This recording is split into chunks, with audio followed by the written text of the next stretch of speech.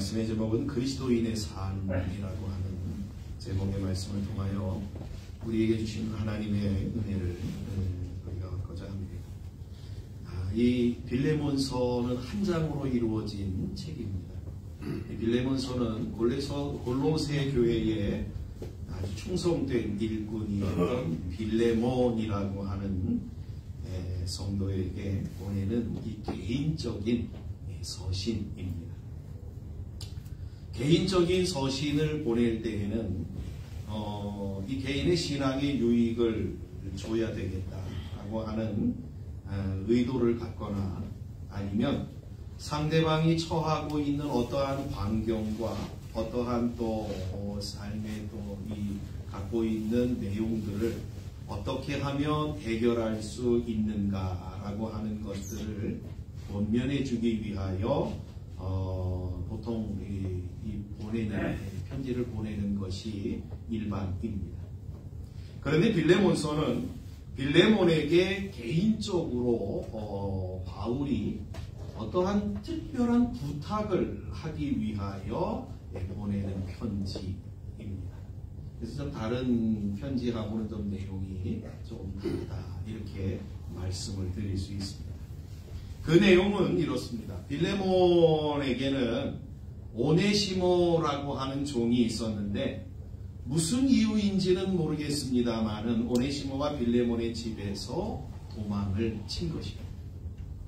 빌레몬 당시의 사회는 로마의 노예제도가 여전히 합법적으로 공인되어서 존속하고 있는 그러한 시대였기 때문에 이 노예제도도 사람들이 노예를 갖고 이 노예를 이렇게 부리는 것들은 아주 당연시 여기던 시대였습니다.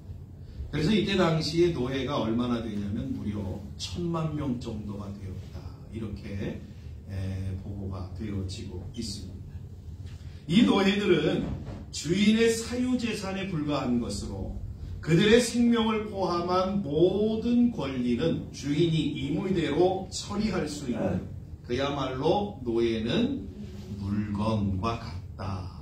이러한 시대였습니다. 특히 도망간 노예에 대한 처벌은 잔인할 정도였습니다. 이 도망가면은 이러한 모습이 된다라고 하는 것에 대하여 본보기를 보여주기 위하여서 아주 잔인할 정도로 도망간 노예에 대해서는 아주 엄격하게 처벌하였다라고 합니다. 그래서 가혹한 형벌을 가한다든지 대부분의 형벌은 사형을 함으로 인하여서 아주 다른 사람에게 아주 본보기를 보이는 그러한 모습이었습니다. 빌레몬은 이러한 사회적 배경 속에서 아마도 노예들을 소유하고 있다라고 하는 것은 그가 어느 정도 사회적인 지위를 갖고 있는 부유한 사람이었다라고 하는 것을 아마 보여주는 내용이라고 할 수 있습니다. 이러한 상황에서 주인에게서 노예가 도망칠 수 있는 상황이 어떠한 상황에서 도망칠 수 있는가를 봤더니 몇 가지를 우리가 생각해 볼 수가 있습니다. 그러니까 주인에게 도망칠 수 있는 상황은 무슨 앙숙을 품어가지고 주인에게 무슨 앙숙을 품어가지고 주인의 것들을 몰래 훔쳐서 탈환하는 경우들이 있다라고 하는 거지. 근데 이러한 경우들은 너무 잘 잡히기 때문에 흔하지 않다라고 합니다. 가장 많이 주인에게서 도망치는 경우가 있는데 어떠한 경우냐면 주인에게 신뢰를 받고 있다가 주인이 너무 이제 이 종을 신뢰하니까 여러 가지 일들을 시키는 거예요. 그래서 이제 다른 데 물건을 가져오라든지 누구한테 이걸 전달하라든지 이러한 일들을 시킬 때에 그 신뢰받던 종이 그 틈을 이용해서 주인의 품에서 멀리 도망가는 경우들이 많았다. 이렇게 전해지고 있습니다. 그러니까 어떻게 보면 사실은 오네시모의 도망은 빌레몬에게는 노예 한 명이 도망한 정도가 아니고 믿고 이를 맡긴 자에 대한 배신이라고 하는 것이 훨씬 더 빌레몬에게 큰 수모를 주고 아픔을 준 것이다. 이렇게 말씀드릴 수 있습니다. 그런데 어찌된 일인지 오네시모가 로마에 투옥되어 있는 바울을 감옥에서 만난 겁니다. 아마도 오네시모는 빌레몬의 집을 떠난 후에 여러 모양으로 살아보려고 했지만 현실의 가혹함 속에서 불의에 가담하고 그래서 결국에는 가지 말아야 될 이 감옥까지 오게 된 것이 아닌가 이렇게 짐작을 해봅니다. 복음을 전하다가 잡힌 바울은 자신이 로마 사람이다라고 하는 것을 빌미로 로마에 오게 되었고 첫 번째로 잡힌 상황에서 그는 로마 시민이라고 하는 것 때문에 또한 사람들에게 인정을 받고 또 거기에 더하여 하나님의 주시는 은혜로 말미암아 그는 감옥 안에서도 자유로운 행동을 할 수 있는 그러한 은혜를 얻어서 마음껏 많은 사람들을 찾아다니면서 복음을 증거했습니다. 그러던 중에 만난 사람이 바로 누구였냐면 오네시모였던 것이었습니다. 바울이 빌레몬서 12절에서 오네시모를 뭐라고 부르냐면 이렇게 부르고 있어요. 한번 볼까요? 12절에 보면 이렇게 증거합니다. 내게 그를 돌려보내노니 그는 내 신복이라. 이렇게 증거합니다. 근데 여러분 성경에 보시면 신복이라고 하는 단어에 이렇게 숫자가 하나가 기록되어져 있을 거예요. 그렇죠? 거기에 이제 나나주라고 하는 맨 밑에 주석에 보시면 작은 깨알 같은 글씨로 성경 맨 밑에 보시면 뭐라고 되어 있냐면 그 신복이라고 하는 단어를 해석하기를 심장 이렇게 해석을 하고 있음을 보게 되겠죠. 그렇죠. 그러니까 바울이 오네시모를 가리켜 빌레몬에게 뭐라고 얘기를 하냐면 저 사람은 나의 심장과도 같은 사람이다 라고 얘기해요. 심장과도 같다는 얘기가 뭘까요? 금방 이해가 되시겠죠? 저 사람은 나에게 얼마나 소중한지 이제는 정말 뗄 수 없는 내게서는 없어서는 안 되는 귀중한 사람이다. 이렇게 이야기를 하고 있다라고 하는 거예요. 또한 10절에 보시면 이 오네시모를 바울이 뭐라고 얘기를 하냐면 이렇게 얘기를 해요. 갇힌 중에서 낳은 아들 오네시모 이렇게 증거하고 있습니다. 그러니까 이 10절의 말씀을 통하여서 오네시모가 바울을 만남으로 인하여서 어떠한 사람이 되었는가라는 것을 우리가 분명히 확인하게 되었죠. 그렇죠? 그러니까 바울을 만나기 이전에는 그가 그리스도를 모르고 하나님을 전혀 모르던 그러한 사람이었다는 거예요.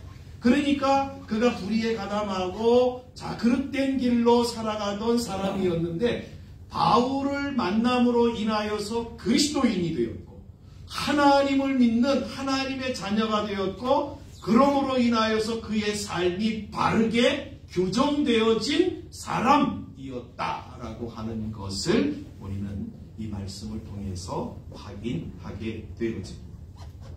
이렇게 회심한 오네시모는 감옥에서 바울의 전도 사역을 돕는 일을 하였던 것 같습니다. 오네시모의 지나온 과거사를 듣고 그가 빌레몬의 집에 종으로 있었던 사실을 안 바울은 그를 빌레몬에게 돌려보내기로 결심합니다. 바울이 오네시모를 빌레몬에게 돌려보내려고 하는 이유를 본문 15절과 16절에서 이렇게 증거하고 있습니다. 한번 볼까요? 15절에 볼까요? 아마 그가 잠시 떠나게 된 것은 그러니까 바울에게서 잠시 떠나게 되어지는 것은 너로 하여금 빌레몬으로 하여금 오네시모를 나에게 영원히 두게 함이니라 이렇게 바울이 이야기하고 있다는 거예요. 그러니까 바울이 빌레몬에게 오네시모를 보내는 이유는 어디에 있냐면 영원히 있도록 하기 위해서다 이렇게 증거하고 있습니다. 또 16절을 볼까요? 16절에 보니까 이렇게 증거하죠. 이후로는 종과 같이 대하지 아니하고 종 이상으로 곧 사랑받는 형제로 둘자라, 이렇게 성경이 이야기하고 있습니다. 그렇죠? 그러니까 바울이 빌레몬에게 오네시모를 보내는 두 번째 이유는 그를 종으로 두지 아니하고 형제로, 사랑받는 형제로 두기 위함이다, 이렇게 질문하고 있습니다. 우리는 보통 이런 생각을 하죠. 오네시모를 빌레몬에게 보내면 오네시모 죽는 거 아닙니까? 그렇죠? 오네시모 죽는 거 아니에요? 그러면 바울의 사역에 그토록 많은 도움을 주었던 오네시모가 죽으면 바울이 잘못 생각한 건 아닌가? 잘못 판단하고 결정한 건 아닌가? 왜냐하면 바울의 사역에 마이너스가 되어지기 때문이다. 차라리 그럴 바에 안 보내는 것이 훨씬 더 바울에게 유익하고 나은 것이 아닌가, 이렇게 생각할 수 있다. 그렇죠? 우리는 보통 이제 그렇게 생각해요. 저도 그렇게 생각합니다. 그러나 바울은 왜 오네시모를 빌레몬에게 보냈는가? 그 이유가 분명합니다. 바울은 그리스도인입니다. 하나님을 믿는 누구보다도 하나님의 말씀을 아는 사람. 그러기에 바울에게 있어 죄인으로 사는 것은, 죄 가운데 사는 것은, 죄와 함께 사는 것은 그는 가장 인생 중에 불행한 것임을 누구보다도 그는 잘 아는 사람이었던 것입니다. 여러분, 죄 가운데 사는 삶은 어떠한 삶이에요? 이거는, 그렇죠? 영원한 삶이라고 우리는 이야기하지 않잖아요. 그렇죠? 멸망의 삶이고, 그거는 내일이 보장되지 않는 삶이다 라고 하는 것이 성경의 이야기입니다. 그러니까 바울이 오네시모를 가장 아끼는 모습은, 가장 사랑하는 모습은 그로 하여금 영원히 살도록 하는 거라고. 그 영원히 살도록 하는 거. 하나님 앞에 죄 용서함 받았는데 그러면 끝난 거 아닙니까? 여러분, 예수 믿는 사람들이 절대 그렇게 생각하시면 안 돼요.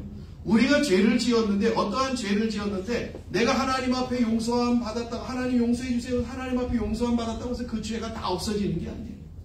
그렇죠? 사람과 사람 간의 문제가 있고 상대방에게 죄를 지었다라고 한다면 하나님 앞에 용서함 받았다고 해서 그 죄는 여전히 남아있는 거예요. 사람과 사람과의 관계 속에서. 그러니까 사람과 사람 속에서도 풀어내야 돼요. 근데 우리는 하나님 앞에 풀면 다 풀렸다라고 생각해요. 여러분, 그 큰 잘못이에요. 그러니까 바울이 이걸 아는 거예요. 바울이 하나님 앞에 풀렸으면 또한 사람에게도 풀려야만이 그것이 영원히 사는 것이다 라고 하는 사실을 바울이 알아요. 그래서 오네시모를 빌린 거예요. 바울은 지금 당장의 모습이 아닌 장래의 모습을 보면서 바울은 이러한 결정을 내린 것입니다. 바울이 지금 당장에 자신의 필요로 인하여 오네시모를 돌려보내지 않았다라고 한다면 오네시모는, 여러분, 바울을 열심히 보조하고 복음사역에 열심히 일조하였다 할지라도 그는 여전히 어떠한 상황에 있었냐면 죄의 문제를 해결하지 못한 상황 가운데 있는 존재입니다. 그러기에 그는 죄의 문제를 해결하지 못한 존재들은 항상 어떠한 상황에서 사냐면 두려움과 불안과 공포와 미래가 없는 삶에서 살아가게 되어지는 거예요. 그러니까 오네시모를 바라볼 때 바울이 가장 사랑하는 모습은 뭐예요? 그 죄의 문제를 해결해 주는 거예요. 그게 최고의 문제. 이것은 우리에게 이러한 교훈을 줍니다. 우리 인생에 가장 중요한 것이 무엇인가? 우리 인생에서 가장 먼저 풀어야 되는 내용이 무엇인가? 당연코 죄의 문제라고 하는 걸 우리에게 일러주고 있다는 거예요. 죄의 문제가 해결되지 않으면 사실 우리의 미래는, 장래는 없는 것과 마찬가지. 그래서 주님은 우리의 미래를, 아니 영원한 삶을 허락하시기 위하여서 하나님이 우리에게 하신 것입니다. 하나밖에 없는 아들 예수 그리스도를 이 땅에 보내시고 그를 십자가에 죽게 하시고, 그래서 우리의 모든 죄들을 용서하여 주시는, 사하여 주시는 이 일들을 감행하고 계셨다는 것이지 않겠습니까? 여러분, 어떠한 사람들에게 이 죄 문제가 해결됩니까? 성경은 이렇게 얘기를 하고 있습니다. 주님을 믿는 자들에게, 그렇죠? 예수 그리스도를 나의 죄를 위하여 십자가에 죽으신 구주로 믿는 자들에게 하나님은 죄의 문제를 해결하는 은혜를 허락하여 주신다라는 사실을 증거하고 있다는 말입니다. 누가 죄 문제를 해결받았습니까? 바로 오늘 예배를 드리는 저와 여러분, 그렇죠? 예수 그리스도를 믿는 저와 여러분들이 그리스도 안에서 죄 문제를 해결받은 자들인 줄 믿습니다. 아멘. 바울은 오네시모의 손에 편지를 들려서 빌레몬에게 보냈습니다. 오늘 우리가 읽은 이 말씀이 바로 빌레몬에게 바울이 편지를 들려보내면서 그 내용 속에 빌레몬에게 오네시모를 부탁하는 내용이 기록되어져 있는 말씀입니다.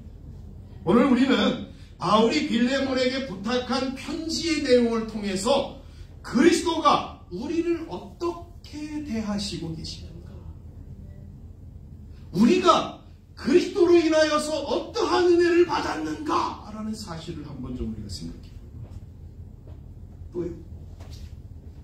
그리스도로부터 은혜를 받은 우리가 어떻게 다른 사람들과 또 세상을 향하여서 어떠한 자세를 가져야 되는가라는 것을 한번 우리가 살펴보려고 합니다. 첫째로 바울은 빌레몬에게 편지를 보낼 때에 사도적 권위가 아닌 사랑으로 권면하고 있음을 보게 되어집니다. 본문 9절의 말씀이 이렇게 증거하고 있습니다. 바울은 이렇게 증거하죠. 한번 9절을 볼까요? 도리어 사랑으로서 간구하노라, 이렇게 증거합니다. 8절에 보시면 그 앞에 내용이 더 이제 추가가 되는데, 이러므로 내가 그리스도 안에서 아주 담대하게 내게 마땅한 일로 명할 수도 있으나, 이렇게 증거하고 있음을 보게 되어집니다. 지금 이 편지를 보내는 바울이 자신을 가리켜서 표현하는 내용들이 있습니다. 구절을 한번 다시 보겠습니다. 도리어 사람으로서 간구하노라, 나이가 많은 나 바울은, 이렇게 이야기를 하고 있음을 보게 되어집니다. 지금 빌레몬에게 바울이 편지를 보내면서 지금 어떠한 단어를 쓰고 있냐면, 도리어 사랑으로서 너에게 간구한다, 너에게 간절히 청한다 라고 하는 단어를 쓰고 있습니다. 또요, 그 다음에 어떠한 단어를 쓰고 있다고요? 나이가 많은 나 바울은, 이렇게 이야기하고 있다는 거예요. 이 말은 바울이 지금 빌레몬보다 훨씬 더 연장자임을 이야기하고 있는 거예요. 그렇죠?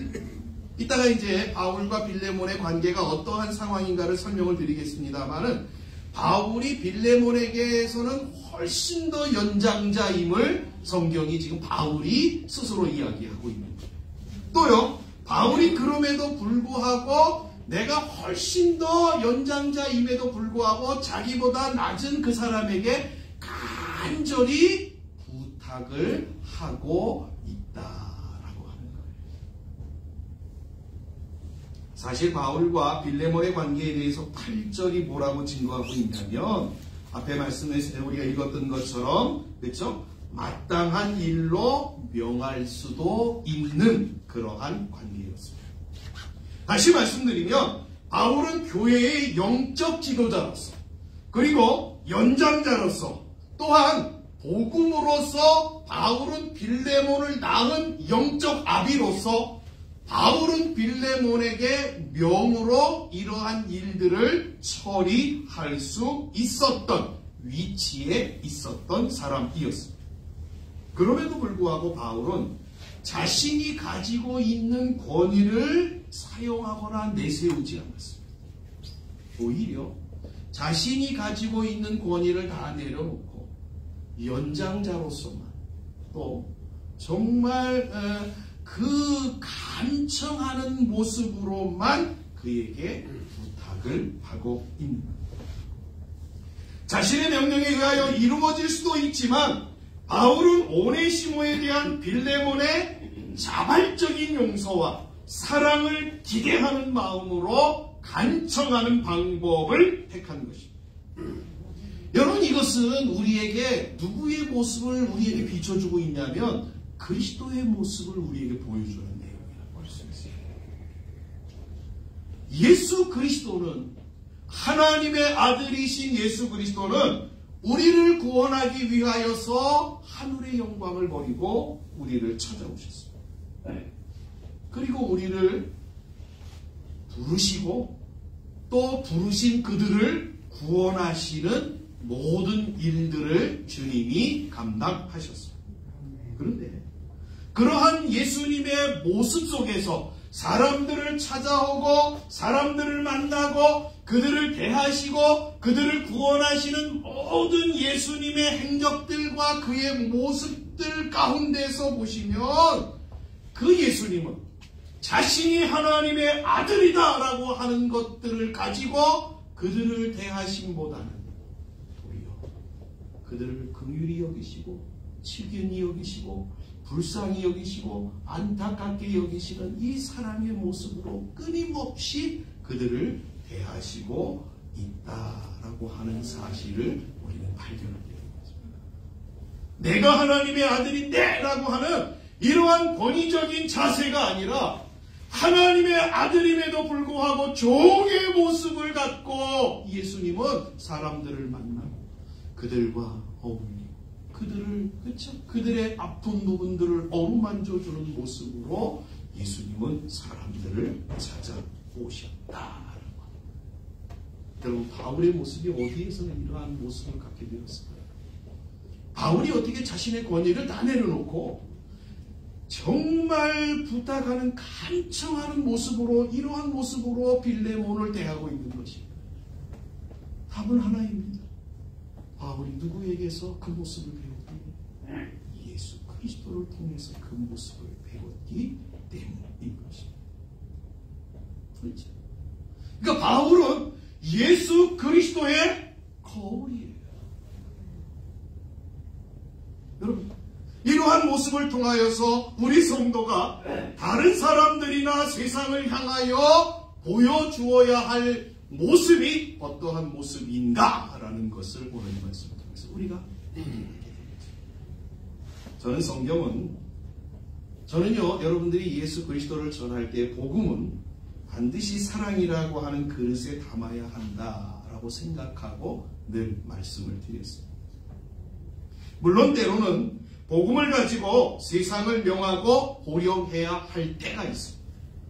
이사야나 예레미야 그리고 호세아나 세례 요한과 같은 선지자들처럼 하늘에서 당장 불이 떨어질 것처럼 복음을 증거해야 할 때가 있습니다. 그때가 아마 도래할지도 모르겠습니다. 그러나 지금은 그런 때는 아직 아닌 것 같습니다.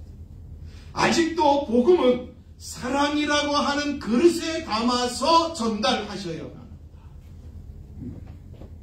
우리가 주님의 구원과 사랑을 받은 자들이라고 한다면 우리는 그렇게 이 바울처럼, 그렇죠? 주님으로부터 배운, 바울을 통해서 우리가 배운 이 복음을 정말 나누어내는 이러한 모습, 이러한 모습으로 우리는 사람들에게 다가가야 된다라고 하는 사실을 배우게 됩니다. 종교개혁자 마틴 루터는 1522년 이 빌레몬서를 주석하면서 그 서문에다가 이렇게 기록하였다라고 합니다. 그리스도가 성부 하나님과 연합하여 우리를 위해 일하셨던 것처럼 바울과 빌레몬도 연합하여 오네시모를 위해 일했다. 우리가 믿음을 가지고 있다면 우리는 모두 그분의 오네시모이다. 여러분, 우리가 예수 그리스도를 믿고 하나님의 자녀가 되어진 것 우리의 잘남에 의해서 한 결과가 아니라는 거죠. 누군가에 의해서. 나의 누군가의 빌레몬과 나의 누군가의 바울과 나의 누군가의 그리스도에 의하여서 내가 되어진 거야. 성도가 되어지고 하나님의 자녀가 되어지고 하나님의 백성이 되어졌다라고 하는 사실을 지금 루터가 이야기해 주고 있는 거예요.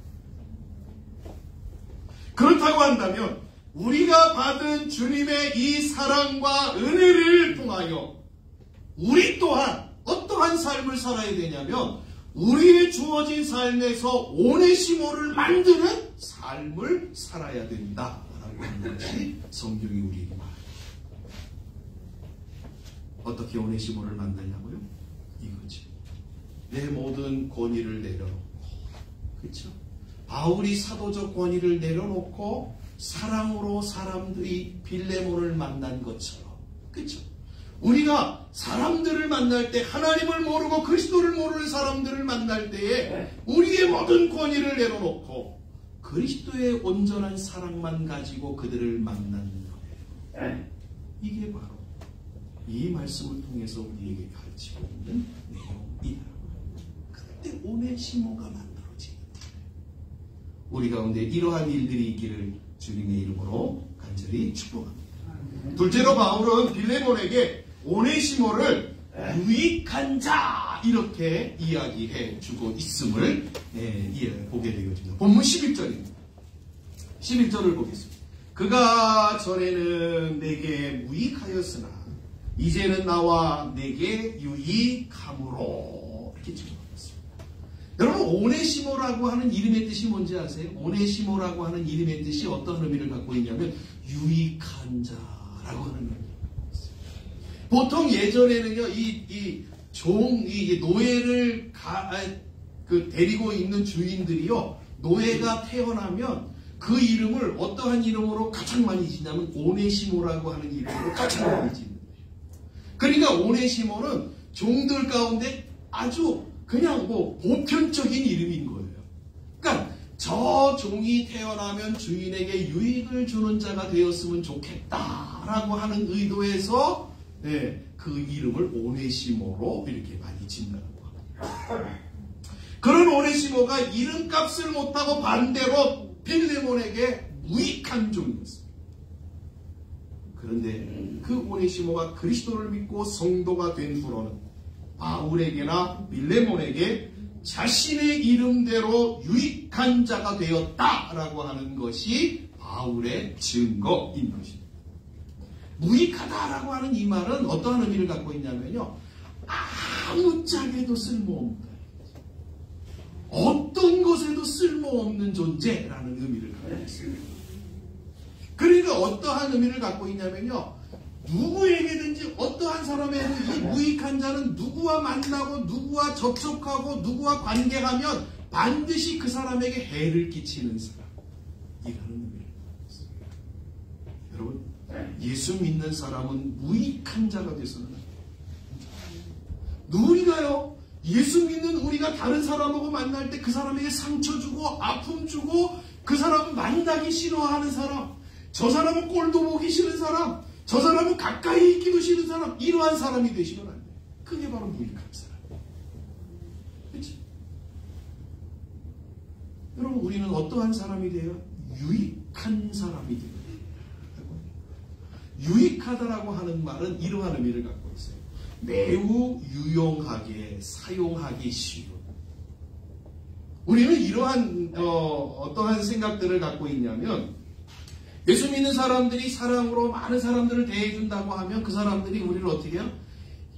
깔본다든지 우리를 너무 쉽게 알고 그래서 막 이용하려고 한다든지 막 이러한 경우들을 당할 때에 어떠한 분들은 그거에 대단히 상처를 많이 받는 경우들이 있다라고 합니다. 오늘 다시 한번 말씀을 드리는데, 유익하다라고 하는 것은 이러한 의미를 갖고 있어요. 저 사람이 나를 이용한다라고 할지라도 끊임없이 어떻게 해요? 그리스도의 사랑으로 이용당해 주는 거예요. 이게 성경이 말하는 유익한 자이다 라고 이야기해요. 여러분, 우리가 하고 있는 모든 일들은 다 하나님이 보는 것입니다. 그렇죠? 하나님이 하시는 거예요.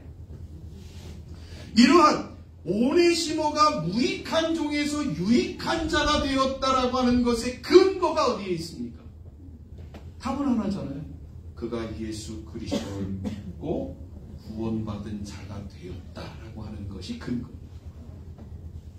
과거에는 다른 노예들처럼 눈가림만 하고 어찌하든지 피할 길을 찾았던 자였지만 그리스도를 구주로 모신 뒤에는 진정한 순종과 봉사로 모든 일을 주께 하듯 최선을 다하는 자로 성도들의 본이 되었음을 보여주는 내용이 바로 유익한 자라는 것. 또한 유익하게 되었다라고 하는 말은 오네시모의 일반적인 삶의 모습만 변한 것이 아니라 자신의 사역에 유익한 자가 되었다라고 하는 것을 말해주므로 복음 사역이라고 하는 특수 영역에서도 유용한 사람이 되었음을 보여주고 있는데요. 그러니까 유익하다라고 하는 말은 두 가지로 여러분이 이해를 하셔야 돼요. 어떤 거예요? 사람이 바뀐 거예요. 여러분, 신앙이라고 하는 거는, 우리의 신앙이라고 하는 건 신앙의 무슨 종교적인 열심이 드러나는 것이 신앙이 아니고, 잘 기억하세요. 종교적인 열심이 드러나는 게 신앙이 좋아지고 그 사람이 변화된 게 아니라는 거예요. 아셨죠? 신앙이라고 하는 것은, 변화라고 하는 것은 우리의 어떠한 인격과 삶이 바뀌어지는 거예요. 아셨죠? 거기다가 더하기 하나님을 향한 거룩한 열정들이 그에게 더하여진 것, 이것이 신앙인이 되었다라고 하는 것이다 라는 것을 꼭 좀 기억하셨으면 좋겠습니다. 여러분, 이러한 모습, 이 오네시모를 통해서 우리가 보는 것은 복음을 접한 자에게 나타난 놀라운 변화인 겁니다. 우리는 여기서 이러한 교훈을 또한 생각할 수 있습니다. 그리스도 안에서는 참된 변화가 있다. 여러분, 그래서 우리가 복음을 증거해야 될 이유가 여기 있는 거예요. 아직 복음을 모르는 사람, 그릇된 길로 방황하고 자신의 참 진리의 삶을 살아가지 못하는 그 사람들에게 우리는 그리스도를 증거해야 돼요. 왜요? 그리스도를 만나면 내가 곧 길이요 진리요 생명이라고 말씀하시는 주님을 만나면 길을 찾게 되어 있기 때문에, 진리를 찾을 수 있기 때문에, 생명을 발견할 수 있기 때문에, 그래서 그것을 우리가 제시해 줍니다. 그렇지? 이러한 사실들은요, 예수님을 만난 많은 사람들을 통해서, 그들이 간증하는 걸 통해서 우리는 쉽게 접할 수가 있습니다. 또한 이것은 그리스도 안에서 하나님의 용서의 사랑을 체험하고 맛본 자들이 어떻게 실제의 삶과 그 속에서의 관계를 통해 그러한 용서의 사랑을 반사시키고 있는가라고 하는 것을 보여주고 있는 것이라고 할 수 있습니다. 그러기에 모든 성도들은 그리스도 안에서 오네시모예요. 그러나 기억할 것은 이런, 성도는 때로는 빌레몬이기도 해야 되고 때로는 바울이기도 해야 한다라는 것입니다. 그리고 이러한 오네시모의 모습 가운데서 각각 우리를 위해 하나님께 탄원하는 중보자 그리스도의 모습과 그분에 의해 변호받는 우리 자신의 모습이 있음을 우리는 확인하게 되어진 것입니다. 여러분, 우리는 다 주님 앞에 이제 서게 되지 않습니다. 그러면 우리를 아주 정죄하고 우리를 아주 못되게 그렇죠? 하는 아주 악한 존재가 하나 있습니다. 사단이라고 하는 존재가 하나님 앞에 우리가 다 설 때에 그 옆에서 우리를 어떻게 해요? 참소합니다. 하나님, 제 몇 년, 몇 월, 며칠 언제 이런 일 행하고 이런 일 행하지 않았습니까? 계속 하나님 앞에 고자질하는 거예요. 그래서 어떻게 해요? 벌해달라는 거예요. 그런데 그곳에 누가 계시다고요? 그리스도예요. 그리스도가 계셔서 뭐라고 얘기를 하냐면, 모든 죄들을 들춰내는 사단 앞에서 하나님, 제가 그 모든 죄를 지고 제가 십자가에 죽지 않았습니다. 그 십자가의 죽음으로, 그 십자가의 보혈로 그 사람의 모든 죄가 다 이제 정리가 되고 계산되지 않았습니까? 이게 예수님이 하나님 앞에서 우리를 변호하는 내용이에요. 무슨 얘기예요? 하나님, 이 사람은 무익한 자가 아니라 유익한 자입니다. 변호하고 있는 바울과 같은 그 모습 속에서 그리스도의 모습을 우리는 발견하게 되어지는 것입니다. 이러한 모습들을 통하여 우리가 성도가 된 것은 전적인 하나님의 은혜로 된 것임을 기억하고 감사함으로 살아야 되고, 또한 이러한 은혜를 다른 사람에게 전달하도록 살아야 함을 우리에게 증거하고 있습니다. 실제로 마지막으로 바울은 오네시모를 종이 아닌 형제로 대해줄 것을 요청하고 있음을 본문 16절에서 우리가 확인하게 되어집니다. 16절을 볼까요? 이후로는 종과 같이 대하지 아니하고 종 이상으로 곧 사랑받는 형제로 둘 자라, 이렇게 증거하고 있습니다. 바울은 빌레몬에게 오네시모를 종이 아닌 형제로 대해줄 것을 요청하고 있습니다. 그것도 아주 특별한 형제로. 이것은 오네시모가 그리스도 안에서 영적으로 한 몸을 이루는 지체와 형제가 되었음을 말해주는 내용입니다. 빌레몬이 오네시모를 이전의 육신적인 종과 주인의 관계에서 벗어나 새로이 주님 안에서 지체된 한 형제, 그것도 사랑받는 형제가 되었기 때문에 그렇게 여겨야 한다라고 권면하고 있는 것입니다. 여러분, 앞에 말씀드린 그렇다고 해서 종과 주인의 관계, 빌레몬과 오네시모의 관계가 사라지는 게 아닙니다. 바울이 계속 이렇게 권면을 해도요, 결정권은 누가 지고 있는 거예요? 빌레몬이 지고 있는 거예요. 네. 바울은 권면만 해주는 거예요. 네? 그렇죠? 빌레몬이 지고 있는 거예요. 그러니까 여러분, 신앙도 똑같아요. 하나님이 우리에게 강권적으로 와가지고 우리를 그냥 무슨 회오리 바람 불어 그냥 휙 우리를 감싸가지고 꼼짝 못하도록 해가지고 너 하나님 안 믿으면 죽어 이래가지고 우리를 이끌어 가시는 게 아니라, 하나님이 계속 우리에게 하나님의 은혜와 사랑과 따뜻한 바람과 여러 가지들을 우리에게 보내심으로 인하여서 우리들로 하여금 하나님을 어떻게 해요? 믿도록 계속 환경과 여건들을 만들어 주시는 거예요. 그러나 결국 그 하나님을 믿어야 되는 존재는 누구예요? 내가 해야 됩니다. 여러분, 이게 바울이 계속 권면한다고 해서 빌레몬이 그 얘기 들어도 되고 안 들어도 돼요. 빌레몬이 오네시모의 일을 처리하는 방법을요, 크게 세 가지로 한번 생각해 볼 수가 있어요. 첫째는 그를 용서하지 아니하고 그냥 법대로 처리한다. 둘째로는 그들을 전과 같이 종으로 삼고 다시 그냥 조금 용서해서 다시 종으로 받아들이고, 그래서 자신의 집에서 일을 하게 하고 그 다음에 교회에도 유익이 줄 수 있도록 그렇게 처리한다.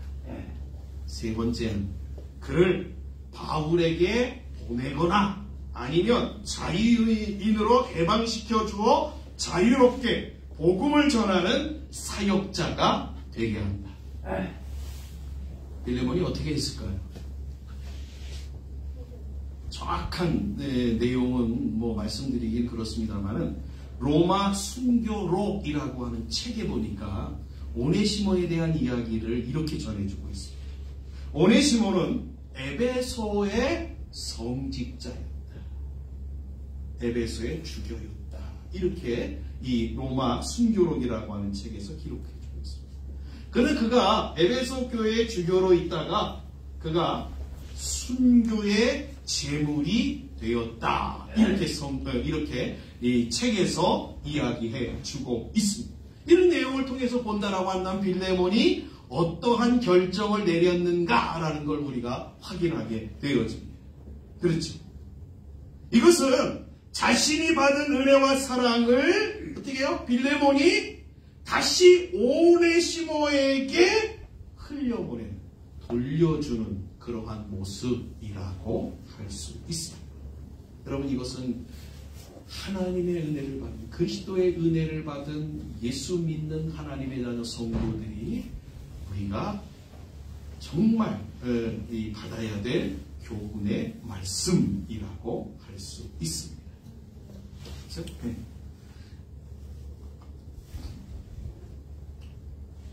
말씀을 정리하겠습니다.